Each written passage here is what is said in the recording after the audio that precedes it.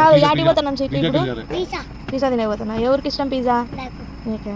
So అదండి pizza తినడానికని వెళ్ళినాం బయటికి. యాక్చువల్లీ మధ్యాహ్నమే పిజ్జా అడిగింటే నేను బుక్ చేసినాను అనమాట యాప్లో. అదేమంటే యాప్లో 1/2 అవర్ చూపించి వాళ్ళు మాకు డెలివరీ చేసేకి ఫోన్ చేసిండేది 1.5 అవర్కి చేశారనమాట. సో 1 అవర్ లేట్ చేసేసరికి గోవర్ధన్ ఇంకా వాళ్ళకి టైం దొరికేదే 1 అవర్ అలాగా. వాళ్ళు పడుకోకుండా గోవర్ధన్ వెయిట్ చేసినాడనమాట.